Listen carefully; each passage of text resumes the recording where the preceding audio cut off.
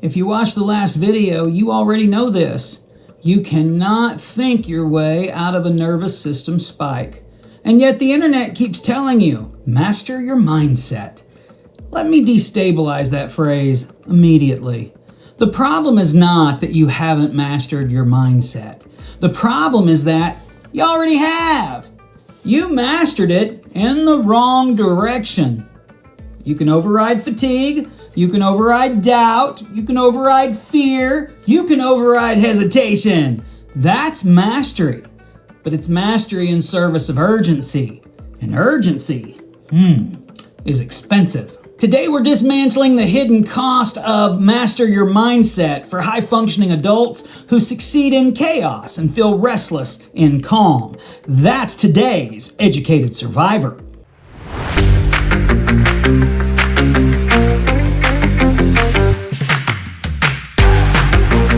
When you hear master your mindset, what do you imagine? Discipline, control, emotional neutrality, mental toughness? And you already do that. You walk into tense meetings, steady. You respond to conflict, measured. You perform under pressure without visible cracks.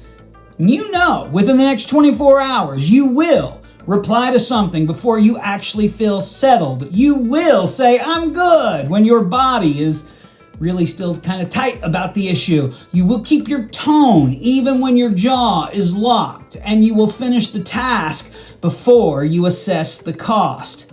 If that sounds like you, friend, that's not a lack of mastery. That's over control. And here's the villain. False urgency dressed up as leadership. Your system learned that speed equals safety. So mastering your mindset becomes code for suppress the signal, push through the activation, get it done anyway. It works until it doesn't. This is not about becoming softer. It's about becoming accurate. And that is a totally different target. High performers don't fear stress. They fear irrelevance. So when things are calm, there's no fires, no pressure, no deadline stacked, your body doesn't relax. It scans. What have I missed? What does that look like in your world? Well, you're probably refreshing your inbox during a quiet hour. You're adding unnecessary improvements to a finished project. You're creating contingency plans that no one asked for. And you feel vaguely unsettled when nothing is wrong. You call that drive. In fact, in your head, you're defending that behavior right now, but it is actually an intolerance for stillness. Because stillness removes your leverage. If you're not solving, fixing, anticipating, who are you? Mastering your mindset becomes a way to keep motion going. You regulate just enough to stay effective, but never enough to stay still. And here's the cost. When your baseline is activation, calm feels like a threat to identity, not comfort. Threat. You already understand top-down versus bottom-up. You understand labeling false urgency, and you understand sensation tracking. But knowledge doesn't override conditioning. Here's what actually happens. You feel the surge. You identify it. You even say internally, this is false urgency. And then you act anyway. Because not acting feels negligent. Now, what does that look like in your world? Well, you've caught yourself thinking, it'll only take a second. I'll relax after this. Better to handle it. That voice is not logic. It's urgency, recruiting your intelligence. And intelligence is very persuasive. You're not struggling with mindset.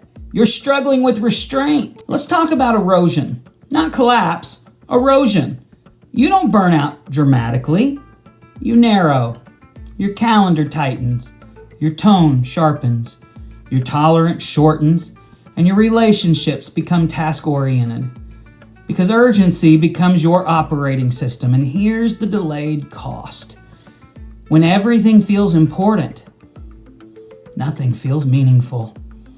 You confuse activation with aliveness. So calm feels empty, and empty feels unsafe. What do on a free evening? You reach for your phone within minutes, instead of connecting with your partner or your children. You start reorganizing something that didn't need reorganizing. You plan next week instead of resting. You feel restless in silence, and that is not preference. That's conditioning. If you're wired for urgency, mastering your mindset does not mean controlling emotion. It means expanding tolerance. Tolerance for unfinished, unanswered, and unresolved. Not dramatically, precisely. One email unanswered for an hour. One pause before responding. One silence allowed to stretch in conversation. The next time someone sends you a message that spikes you, watch the impulse to respond immediately. Don't suppress it. Don't shame it. Just delay it by 3 seconds. Then 5. Then 10. You're not proving your strength. You're teaching your system that nothing collapses without immediate action. That is mastery, not suppression, not force, restraint. Here's the uncomfortable truth. You don't trust stability. You trust motion. And until that changes, calm will always feel suspicious. Sit with that. I'm not giving you affirmations. I'm not giving you breath counts. I'm not giving you productivity system because this is not a technique deficit. It's a tolerance deficit. The rep is not calming down. The rep is not fixing. In the last video, we talked about speaking the body's language before you try to change the story. If you want to keep working on you in between now and the next video, start by clicking right here for a video that I know you're going to enjoy. It covers all of what we talked about today in detail, and it will help you do that deep dive you're looking for because mindset only works after the surge quiets, not during. If you want help applying this to your life or your business, you can check the description to learn about coaching. Clicking that link today is the first step in determining if a structured coaching engagement is the right fit for you, if I'm the right fit for you and your current goals. So, stop trying to dominate your mind and start training your response window. You're not broken. You're trained. Now, go find some peace.